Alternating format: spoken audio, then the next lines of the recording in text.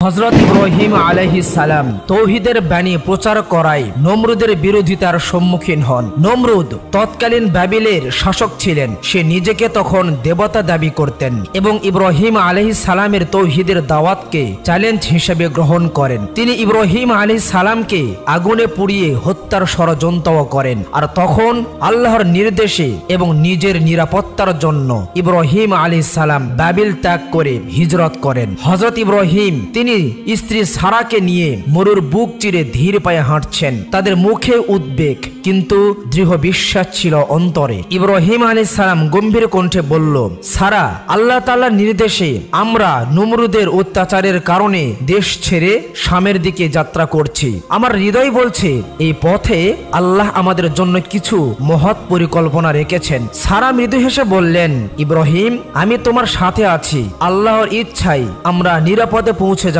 ইনশাআল্লাহ। কিন্তু এই নতুন দেশে আমাদের জন্য কি অপেক্ষা করছে তা ভেবে আমার মন অস্থির হয়ে পড়েছে। ইব্রাহিম আলাইহিস সালাম সান্ত্বনা সুরে বললেন, প্রিয়তমা, ভয় পেও না, আল্লাহ আমাদের সাথে আছেন। তিনি আমাদের পরীক্ষা করবেন কিন্তু কখনো একা ছাড়বেন না। হযরত ইব্রাহিম ও সারা কয়েকদিন পথ চলার পর তারা পৌঁছে গেল শাম দেশের একটি এলাকায়। তখন শামের বাদশা ছিল জালেম ও দুশ্চরিত্রা। সে প্রতি রাতেই প্রতিনিয়ত সুন্দরী রূপসী নতুন নতুন নারীর সাথে মেলামেশা করত, তাদের সঙ্গে রাত্রি যাপন করত আর এই নারীর ব্যবস্থা করত তারই সেনাবাহিনীরা। যখন হযরত ইব্রাহিম আলাইহিস সালাম ও সারা সেই এলাকায় পৌঁছালো তখন জালেম বাদশার সেই দুষ্টু সেনাবাহিনীরা সারার রূপ দেখে হযরত ইব্রাহিম ও সারাকে জোর করে বাদশার দরবারে নিয়ে গেল। জালেম বাদশাহ সিংহাসনে বসে আছেন, তার চারপাশে সৈন্য ও দরবারীরা। হযরত ইব্রাহিম আলাইহিস সালাম ও হযরত সারাকে দুই সৈন্য বাহিনী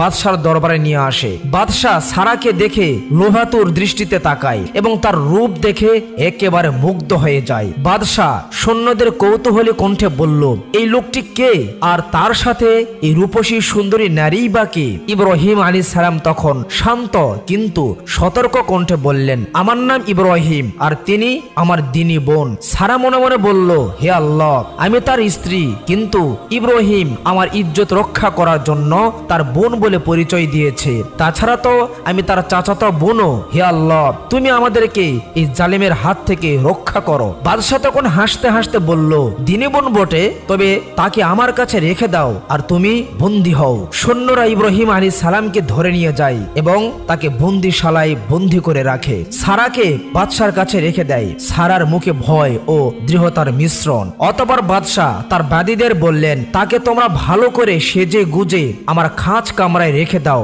তখন বাদীরা সারাকে নিয়ে গেল। সারার মনে তখন ভীষণ ভয় ও আতঙ্ক কিন্তু মনে ভরসা আল্লাহর প্রতি। রাত যখন গভীর হলো তখন নারী লোভী জালেম বাদশাহ সারার কামরায় প্রবেশ করলো। সারা বাদশাকে দেখে ভীষণ ভয় পেয়ে গেলেন, না জানি আজ তার ইজ্জত লুণ্ঠন হয়ে যায়। বাদশাহ বলল, জীবনে অনেক নারীকে এই কামরায় এনেছি এবং তাদের সাথে রাত কাটিয়েছি, কিন্তু তোমার মতো এত সুন্দরী নারী একজনও দেখিনি, বা এমন সুন্দরী নারীর সাথে আমি কখনো রাত্রি যাপনও করিনি। এই প্রথম একজন এত সুন্দরী নারীর সাথে আজ আমি রাত কাটাবো। এই বলে বাদশাহ যখনই তার দিকে হাত বাড়ালো ঠিক সেই সময় সারা দৃঢ় কণ্ঠে বলল, হে বাদশাহ, আমি 2 রাকাত সালাত আদায় করতে চাই, দয়া করে আমাকে এই অনুমতি দিন। বাদশাহ অবাক হয়ে বলল, সালাত? বেশ, তুমি সালাত আদায় করো, তবে মনে রেখো তোমার নামাজ শেষ হলেই আমার মনের বাসনা পূরণ করব। তুমি যতই বাধা দাও তোমার কোনো কথাই আমি কিন্তু তখন শুনবো না। সারা নামাজে দাঁড়ান। তিনি সালাত শেষ করে 2 হাত তুলে দোয়া করেন। সারা আকুল কণ্ঠে আল্লাহ তাআলা দরবারে বলেন, হে আল্লাহ, তুমি আমার সতীত্ব রক্ষা করো। এই জালিমের হাত থেকে আমাকে তুমি মুক্তি দাও। এই জালিমের হাত থেকে এই গভীর রাত্রে তুমি ছাড়া আর কেউ রক্ষা করতে পারবে না। সারা দোয়া শেষ করতে না করতেই হঠাৎ বাদশাহ অসুস্থ হয়ে মাটিতে লুটিয়ে পড়ে। তার শরীরে কম্পন সৃষ্টি হতে থাকে আর এই খবর খুব দ্রুত মহলে ছড়িয়ে পড়ল। অতঃপর সেই জালেম বাদশার কাছে দরবারীরা ছুটে আসে এবং এই দৃশ্য দেখে সবাই হতভাগ হয়ে যায়। একজন দরবারি বলল, এ কি হলো বাদশার? বাদশাহ কেন অসুস্থ হয়ে পড়েছেন? সে তো সুস্থ ছিল। এই নারী, তুমি কি বাদশার উপরে জাদু করেছো? সারা শান্ত কণ্ঠে বলল, আমি কোনো জাদু করিনি, আমি শুধু আমার ইজ্জত রক্ষা পাওয়ার জন্য মহান আল্লাহ তাআলার কাছে ফরিয়াদ করেছি, তার ইচ্ছায় তিনি অসুস্থ হয়েছেন। অতঃপর বাদশার দরবারের একজন ব্যক্তি বলল, ঠিক আছে, তার সুস্থতার জন্য তুমি তোমার প্রভুর কাছে আবারও দোয়া করো। আমরা বাদশাকে বলবো তোমার সাথে আর এই অন্যায় কাজ যেন সে না করে। তখন সারা আবারও আল্লাহ তাআলার কাছে বাদশার সুস্থতার জন্য দোয়া করলেন, সাথে সাথে বাদশাহ সুস্থ হয়ে গেলেন। তখন একজন দরবারি বাদশাকে বলল, হে মহামান্য বাদশাহ, সারা আল্লাহ তাআলার কাছে দোয়া করার কারণেই আপনি অসুস্থ হয়ে পড়েছিলেন, এবং যখন আপনার সুস্থতার জন্য আমরা তার কাছে আবেদন করলাম তখন তিনি আবারও আপনার সুস্থতার জন্য দোয়া করলেন, আর তখনই আপনি সঙ্গে সঙ্গে সুস্থ হয়ে উঠলেন। তাই আমরা বলছি যে দয়া করে আপনি তার সঙ্গে আর মন্দ কাজ করার জন্য মনস্থ করবেন না, তার দিকে হাত বাড়াবেন না। কিন্তু জালিম বাদশাহ তাদের কথায় পাত্তাই দিল না। সে আবারও সারার দিকে হাত বাড়ালো তার ইজ্জত নষ্ট করার জন্য, তার দিকে আবারও অগ্রসর হলো। সারা তখন আবারও আল্লাহ তাআলার কাছে দোয়া করলেন, সাথে সাথে সেই জালিম বাদশাহ আবারও অসুস্থ হয়ে পড়লেন। অতঃপর একজন দরবারি আবারও সারার কাছে অনুরোধ করে বলল, তুমি তার সুস্থতার জন্য আরেকবার আল্লাহ তাআলার কাছে দোয়া করো। আমরা বাদশাকে আবারও বুঝিয়ে বলবো যে তোমার সাথে যেন আর অন্যায় কাজ করার জন্য হাত না বাড়ায়। সারা আবারও আল্লাহ তাআলার কাছে দোয়া করলেন, সাথে সাথে বাদশাহ আবারও সুস্থ হয়ে গেলেন। এমন ঘটনা তিনবার ঘটে। অবশেষে বাদশাহ ভয় পেয়ে যায় এবং বাদশাহ বুঝতে পারলো যে এ কোনো সাধারণ নারী নয়। সে যদি বারবার এভাবে ওয়াদা ভঙ্গ করে তাহলে সে নিশ্চয় ধ্বংস হয়ে যাবে। বাদশাহ তখন কাঁপা কাঁপা কণ্ঠে বলল, তুমি কে নারী? তোমার এত সত্যি কোথা থেকে এলো? আমি তোমার কাছে ক্ষমা চাই। আমি আর তোমার দিকে হাত বাড়াবো না এবং তোমাকে মুক্ত করে দিলাম। আর এই নাও আমার দাসী হাজারাকে, তোমার সাথে আমি তাকে হাদিয়া হিসাবে দান করে দিলাম। বাদশাহ হযরত হাজারাকে সারার হাতে তুলে দেন। ইব্রাহিম ও সারা মুক্ত হয়ে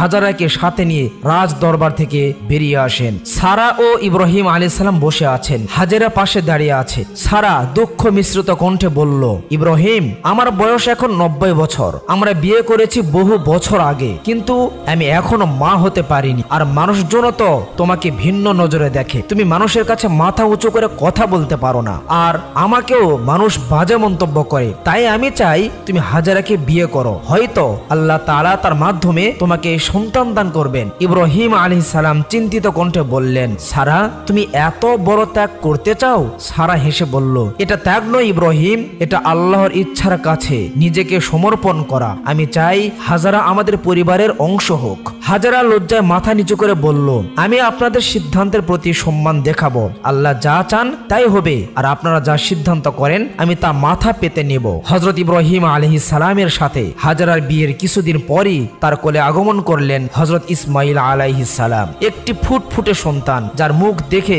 ইব্রাহিম আলাইহিস সালাম এবং সারা আলাইহিস সালাম ভীষণ খুশি হলেন। এভাবেই বেশ আনন্দে কাটছিল তাদের দিনকাল। কিছুদিন যেতে না যেতেই হাজারা এবং সারার মধ্যে মনোমালিন্য তৈরি হলো এবং পরস্পরের মধ্যে ভীষণ হিংসে বিদ্বেষ শুরু হলো। একদিন হযরত ইব্রাহিম আলাইহিস সালামকে স্বপ্নের মাধ্যমে আল্লাহ তাআলা জানিয়ে দিলেন যে, হে ইব্রাহিম, তোমার স্ত্রী হাজারা এবং তোমার প্রিয় পুত্র ইসমাইলকে নিয়ে মক্কার একটি উপত্যকায় যাও, যেখানে কোনো মানুষজন নেই, কোনো পানি নেই, কোনো খাবারের ব্যবস্থা নেই। তুমি তাদেরকে সেখানে রেখে আসো। হযরত ইব্রাহিম আলাইহিস সালাম এই স্বপ্ন দেখার পরের দিনই হযরত হাজারা এবং পুত্র ইসমাইলকে সঙ্গে নিয়ে মক্কার উদ্দেশ্যে রওনা করলেন। হযরত ইব্রাহিম আলাইহিস সালাম এবং তার স্ত্রী ও ইসমাইল আলাইহিস সালামকে নিয়ে মরুর বালির সাগর, আকাশ ভাঙ্গা রোদ পাড়ি দিয়ে তিনি চলছেন। মনে আতঙ্ক, পুত্রকে রেখে আসার হৃদয়ে বেদনা, কিন্তু আল্লাহর উপরে তার অগাধ ভরসা নিয়ে তিনি চলছেন। তিনি বেশ কিছু পথ চলার পর সাফা ও মারওয়া পাহাড়ের পদদেশে নির্জন মরুভূমিতে পৌঁছান। হযরত হাজারা শিশু ইসমাইল আলাইহিস সালামকে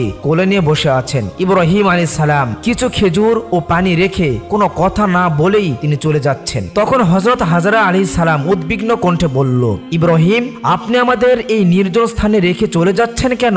এখানে কোনো মানুষ নেই, এখানে কোনো খাবার নেই, কোনো পানি নেই। আমরা এখানে একা কিভাবে থাকবো? ইব্রাহিম আলাইহিস সালাম কোনো কথা না বলে সামনে অগ্রসর হচ্ছিলেন। হাজারা আবারও একই কথা জিজ্ঞেস করলেন, আপনি আমাদের কেন এভাবে একা একা রেখে চলে যাচ্ছেন, যেখানে কোনো মানুষজন নেই, কোনো খাবার পানি নেই? এভাবে হাজারা 3 বার করে যখন ইব্রাহিম আলাইহিস সালামকে প্রশ্ন করলেন এবং বললেন, এটা কি আল্লাহ তাআলার আদেশ? হযরত ইব্রাহিম আলাইহিস সালাম তখন বললেন, হ্যাঁ আমার প্রিয়তমা, এটা আল্লাহ তাআলার পক্ষ থেকে একটি আদেশ। তখন হাজারা বলল, তাহলে ঠিক আছে, যেহেতু আল্লাহ তাআলা এখানে রেখে যেতে বলেছেন, তিনি সব কিছুর ব্যবস্থা করবেন। আমি আল্লাহর উপরে ভরসা করছি, তিনি আমাদের অবশ্যই রক্ষা করবেন। আপনি এখন যেতে পারেন। ইব্রাহিম আলাইহিস সালাম তখন তাদেরকে রেখে চলে আসেন। হাজারা ইসমাইলকে বুকে জড়ে ধরে বসে থাকেন। হযরত ইব্রাহিম আলাইহিস সালাম যে খাদ্য পানি দিয়ে এসেছিলেন, কয়েকদিন পরে সেগুলো ফুরে যায়। হাজারার খাবারের অভাবে এভাবে তার স্তনের দুধও শুকিয়ে যায়। হযরত ইসমাইল আলাইহিস সালামের জন্য না কোনো খাবার না কোনো পানির ব্যবস্থা তখন ছিল। এভাবে কয়েকদিন যাওয়ার পর ইসমাইল আলাইহিস সালাম খাবারের জন্য ছটফট করতে লাগলেন এবং হাজারা তার পুত্রের এই অবস্থা দেখে ভীষণ চিন্তিত হয়ে পড়েন এবং পানির সন্ধানে তিনি ছটফট করতে থাকেন। তিনি পানির খোঁজ করতে গিয়ে একবার সাফা একবার মারওয়া পাহাড়ে দৌড়াদৌড়ি করেন। এভাবে তিনি 7 বার এ পাহাড় থেকে ও পাহাড়ে দৌড়াদৌড়ি করেন। এদিকে শিশু ইসমাইল আলাইহিস সালাম পিপাসায় ছটফট করছেন এবং পা দিয়ে মাটিতে আঘাত করছেন। হঠাৎ করে তার পায়ের আঘাতে একটু মাটি গর্ত হয়ে যায় এবং সেখান থেকেই পানি বের হতে থাকে। হযরত হাজারা আলাইহিস সালাম পুত্র ইসমাইল আলাইহিস সালামের কাছে এসে দেখেন তার পায়ের গোড়ার আঘাতে যে মাটি গর্ত হয়েছে সে গর্ত থেকে পানি বের হচ্ছে। তখন তিনি আল্লাহ তাআলার শুকরিয়া আদায় করলেন এবং সেখান থেকে নিজে পানি পান করলেন ও পুত্র ইসমাইলকেও পানি পান করালেন এবং চতুর্দিকে বাঁধ তৈরি করে সে পানি আটকে রাখলেন যাতে করে পানি চতুর্দিকে ছড়িয়ে গিয়ে নষ্ট না হয়। আর বর্তমান সময়ে সেটি হলো জমজম কূপ। বেশ কিছুদিন যাওয়ার পর সেখানে শুরু হলো মানুষের বসবাস, গড়ে ওঠে একটি মক্কা নগরী। নীরব নিস্তব্ধ গভীর রাতে হযরত ইব্রাহিম আলাইহিস সালাম স্বপ্নে দেখেন কেউ একজন গায়েবী আওয়াজে বলছে, হে ইব্রাহিম, তুমি তোমার প্রিয় বস্তুকে তোমার প্রভুর নামে কুরবানি করো। ইব্রাহিম আলাইহিস সালামের ঘুম ভেঙে যায়। তিনি মনে মনে বললেন, হে আল্লাহ, আমি তোমার আদেশ পালন করব, আমার সম্পদ আমার উটগুলো তোমার পথে কুরবানি করব। পরদিন সকালে হযরত ইব্রাহিম আলাইহিস সালাম একটি গাছের নিচে দাঁড়িয়ে আছেন, তার চারপাশে 10টি উট বাঁধা। তিনি আল্লাহর নাম নিয়ে কুরবানি শুরু করেন এবং এক এক করে 10টি উট তিনি কুরবানি করেন আল্লাহ তাআলার নামে। হযরত ইব্রাহিম আলাইহিস সালাম উচ্চ কণ্ঠে বললেন, হে আল্লাহ, আমার এই কুরবানি তুমি কবুল করো, আমার প্রিয় সম্পদ আমার উটগুলো তোমার পথে উৎসর্গ করছি। এভাবে তিনি প্রথম দিন 10টি উট কুরবানি করেন এবং আল্লাহ তাআলার শুকরিয়া জ্ঞাপন করেন। পরবর্তী রাতে হযরত ইব্রাহিম আলাইহিস সালাম আবারও একই স্বপ্ন দেখেন। কেউ একজন বলছেন, হে ইব্রাহিম, তুমি তোমার প্রিয় বস্তুকে তোমার প্রভুর নামে জবেহ করো, কুরবানি করো। তিনি বিছানা থেকে উঠে বসেন, তার কপালে ঘাম ঝরছে। তিনি একটু চিন্তিত হলেন। ইব্রাহিম আলাইহিস সালাম মনে মনে বলল, আবার সেই স্বপ্ন? হে আল্লাহ, তুমি কি আমার কুরবানি কবুল করনি? আমার আর কি আছে প্রিয়? তিনি চিন্তায় মগ্ন হন এবং মনে মনে বলে, হে আল্লাহ, সকালে আমি আরো 100টি উট কুরবানি করব। অতঃপর যখন সকাল হলো হযরত ইব্রাহিম আলাইহিস সালাম 100টি উট সারিবদ্ধ করলেন এবং কুরবানির জন্য প্রস্তুতি নিলেন। ইব্রাহিম আলাইহিস সালাম বললেন, হে আল্লাহ, আমার সমস্ত সম্পদ তোমার পথে, আমি তোমার আদেশ পালন করছি। তিনি 100টি উট কুরবানি শুরু করেন এবং শেষ করেন। কুরবানির শেষে তিনি হাঁটু গেড়ে বসেন, তার চোখে অশ্রু কিন্তু মুখে পরম শান্তি। ইব্রাহিম আলাইহিস সালাম বলল, হে রব, আমি আমার সাধ্য মতো চেষ্টা করেছি, আমার হৃদয়ে আর কোনো সম্পদ নেই। তিনি তাঁবুর দিকে তাকান যেখানে ইসমাইল আলাইহিস সালাম খেলছেন। ইব্রাহিম আলাইহিস সালামের মুখে একটি গভীর উপলব্ধি ফুটে ওঠে। পরবর্তী রাতে ইব্রাহিম আলাইহিস সালাম আবারও একই স্বপ্ন দেখেন। কেউ একজন গায়েবী আওয়াজে বলছে, হে ইব্রাহিম, তুমি তোমার প্রিয় বস্তুকে কুরবানি করো। হযরত ইব্রাহিম আলাইহিস সালাম পরপর 2টি কুরবানি করার পরেও যখন তিনি আবারও কুরবানি করার স্বপ্ন দেখলেন, তখন তিনি ঘুম থেকে উঠে মনে মনে বলতে লাগলেন, হে আল্লাহ, আমি বুঝতে পেরেছি আমার কাছে শত শত উট বা দুম্বা দুনিয়ার কোনো সম্পদ কিছুই এত প্রিয় নয় যত প্রিয় আমার ইসমাইল। আমি বুঝতে পেরেছি আপনি আমার ইসমাইলকে আপনার দরবারে কুরবানি করার জন্য আদেশ করছেন। হে আল্লাহ, অবশ্যই আমি প্রিয় পুত্র ইসমাইলকে কুরবানি করে আপনার আদেশকে পূর্ণ করব। হযরত ইব্রাহিম আলাইহিস সালাম হাজারা আলাইহিস সালামকে বলল, হাজারা, আজ আমি আমার প্রিয় পুত্র ইসমাইলকে নিয়ে বেড়াতে যাব। তুমি তাকে ভালো করে গোসল করে ভালো পোশাক পরিধান করে প্রস্তুত করো। হাজারা একথা শুনে ভীষণ খুশি হলেন এবং আনন্দিত কণ্ঠে বললেন, হে ইব্রাহিম, তাহলে তো খুব ভালোই হয়, এতে ইসমাইলও অনেক খুশি হবে, কারণ বহুদিন ধরে কোথাও সে বেড়াতে যায়নি। ইব্রাহিম আলাইহিস সালাম গম্ভীর কণ্ঠে বলল, তুমি ঠিকই বলেছ, সে অনেক আনন্দিত হবে, সে অনেক খুশি হবে। হযরত হাজারা আলাইহিস সালাম ইসমাইল আলাইহিস সালামকে নতুন জামা কাপড় পরিধান করে পিতা ইব্রাহিম আলাইহিস সালামের কাছে সুপর্দ করলেন। হযরত ইব্রাহিম আলাইহিস সালাম তার প্রিয় পুত্র ইসমাইলকে নিয়ে কুরবানি করার উদ্দেশ্যে একটি মরুভূমির উপত্যকায় রওনা হলেন। এদিকে ইবলিস শয়তান হযরত হাজারা আলাইহিস সালামের কাছে এসে বলল, হাজারা, তুমি কি করলে? ইব্রাহিম তো ইসমাইলকে কুরবানি করার জন্য নিয়ে যাচ্ছে, তুমি কি সেটি জানো? হাজারা বলল, তুই মিথ্যা কথা বলছিস, পিতা কখনো তার সন্তানকে জবাই করতে পারে না, কুরবানি করতে পারে না। ইব্রাহিম আমার ইসমাইলকে নিয়ে গিয়েছে বেড়ানোর জন্য। ইবলিস বলল, না, আমি সত্য বলছি, ইসমাইলকে ইব্রাহিম কুরবানি করার জন্য একটি মরুভূমির উপত্যকায় নিয়ে গিয়েছে। হাজারা বলল, ইব্রাহিম কেন তার সন্তানকে কুরবানি করবে? সে তো তার সন্তান, সে তো অনেক ভালোবাসে তাকে। ইবলিস শয়তান বলল, আল্লাহ তাআলা পক্ষ থেকে এটি আদেশ হয়েছে। হাজারা তখন বলল, যদি আল্লাহ তাআলা আমার সন্তানকে কবুল করে থাকেন, তার রাস্তায় কুরবানি করতে বলেন, তাহলে অবশ্যই এতে আমি সম্মতি জানাচ্ছি এবং খুশি মনে তা বরণ করছি। কারণ দুনিয়ার বুকে এত মানুষ থাকতে আমার সন্তানকে আল্লাহ তাআলা তার রাস্তায় কবুল করেছেন, এতে আমি অনেক আনন্দিত এবং আল্লাহ তাআলার শুকরিয়া জ্ঞাপন করছি। ইবলিস শয়তান যখন হাজারা আলাইহিস সালামকে কোনোভাবেই ধোঁকা দিতে পারলো না, তখন সে বাধ্য হয়ে পিছু নিল পুত্র ইসমাইল আলাইহিস সালামের। ইবলিস শয়তান ইসমাইলকে ডেকে বলল, ইসমাইল, তুমি কি জানো তোমার পিতা কোথায় নিয়ে যাচ্ছে তোমাকে? ইসমাইল আলাইহিস সালাম বলল, আমার পিতা আমাকে দাওয়াত খাওয়ানোর জন্য নিয়ে যাচ্ছে। ইবলিস বলল, মিথ্যা কথা, তোমার পিতা তোমাকে জবাই করার জন্য নিয়ে যাচ্ছে, তোমার পিতা তোমাকে কুরবানি করার জন্য নিয়ে যাচ্ছে। ইসমাইল আলাইহিস সালাম বললেন, আমার পিতা আমাকে কেন কুরবানি করবে? আমি তো তার নিজ সন্তান। ইবলিস শয়তান বলল, আল্লাহ তাআলার পক্ষ থেকে এটি আদেশ এসেছে, তোমাকে কুরবানি করতে হবে, তাই তো তোমার পিতা সেই আদেশ পালন করার জন্য তোমাকে এই মরুর বুকে নিয়ে যাচ্ছে। হযরত ইসমাইল আলাইহিস সালাম এই কথা শুনে বলল, আল্লাহ যদি আমাকে তার রাস্তায় কবুল করে থাকেন, তাহলে নিঃসন্দেহে আমি সেটি সম্মতি জানাচ্ছি। এই কথা বলে হযরত ইসমাইল আলাইহিস সালাম শয়তানকে পাথর মেরে সেখান থেকে বিতাড়িত করে। বেশ কিছু পথ চলার পরে ইব্রাহিম আলাইহিস সালাম ইসমাইল আলাইহিস সালামকে বলল, আমার প্রিয় পুত্র ইসমাইল, তোমার সঙ্গে আমার একটি জরুরি কথা আছে, তোমাকে আমি কিছু বলতে চাই। ইসমাইল আলাইহিস সালাম বললেন, হ্যাঁ বাবা, আপনি বলুন, আমি আপনার কথা মনোযোগ দিয়ে শুনছি। হযরত ইব্রাহিম আলাইহিস সালাম বললেন, হে আমার প্রিয় পুত্র, আল্লাহ তাআলা আমাকে পর 3 বার কুরবানি করার জন্য আদেশ করেছেন। আমি 2 দিন কুরবানি করেছি, প্রথম দিন 10টি উট, পরের দিন 100টি উট। তারপরেও তিনি আবারও আমাকে তৃতীয়বার স্বপ্নে দেখিয়েছেন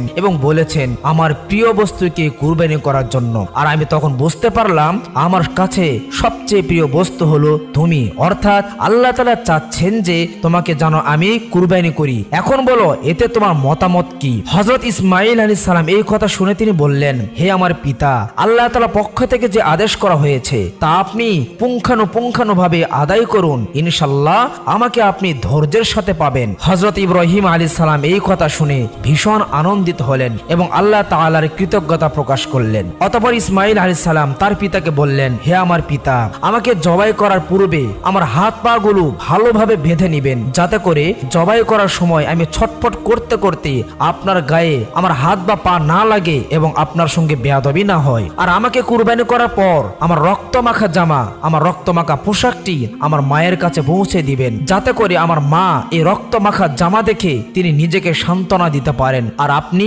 আমাকে জবাই করার সময় আপনার চোখ বেঁধে নিবেন, কেননা চোখ খোলা থাকলে আমাকে দেখলে আপনার মায়া হতে পারে, আর সেই জন্য হয়তো আপনি আমাকে জবাই করতে পারবেন না, আর আল্লাহর রাস্তায় কুরবানিও আমি হব না। হযরত ইব্রাহিম আলাইহিস সালাম তাই করলেন, তার প্রিয় পুত্রের হাত পা বাঁধলেন, এরপর নিজের চোখও তিনি বেঁধে ফেললেন, তারপর তাকে চিৎ করে শুয়ে দিলেন এবং ধারালো অস্ত্র চালিয়ে তার প্রিয় পুত্র ইসমাইলকে কুরবানি করার জন্য প্রস্তুতি নিলেন। ঠিক সেই সময় আল্লাহ তাআলা একজন ফেরেশতাকে বললেন, হে আমার ফেরেশতারা, খুব দ্রুত ইব্রাহিমের কাছে একটি দুম্বা নিয়ে যাও এবং ইসমাইলের পরিবর্তে সেই স্থানে দুম্বাটি রেখে দাও, যাতে করে ইসমাইল কুরবানি না হয়ে সেই দুম্বা কুরবানি হয়ে যায়। সুবহানাল্লাহ। কারণ ইব্রাহিম আমার পরীক্ষায় উত্তীর্ণ হয়েছে। আমি মূলত ইসমাইলকে চাইনি, আমি চেয়েছি ইসমাইলের পিতা ইব্রাহিম আলাইহিস সালামের অন্তরের পরীক্ষা। সে দেখে দিয়েছে যে তার নিকটে তার পুত্রের চেয়ে আমি অনেক প্রিয়, অর্থাৎ ইব্রাহিম আমার পরীক্ষায় উত্তীর্ণ হয়েছে। অতঃপর ফেরেশতা খুব দ্রুত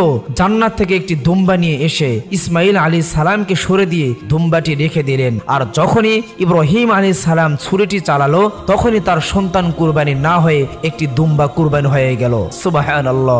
এভাবেই ইব্রাহিম আলাইহিস সালাম আল্লাহ তাআলার পরীক্ষায় উত্তীর্ণ হলেন এবং তার সন্তান ইসমাইলকে অক্ষত অবস্থায় ফিরে পেলেন। প্রিয় দর্শক, আমরাও যেন এভাবেই অন্তরে ইখলাস রেখে একমাত্র আল্লাহ তাআলার জন্যই কুরবানি করতে পারি, তার নৈকট্য অর্জন করতে পারি। আল্লাহ তাআলা সেই তৌফিক দান করুন। আমিন।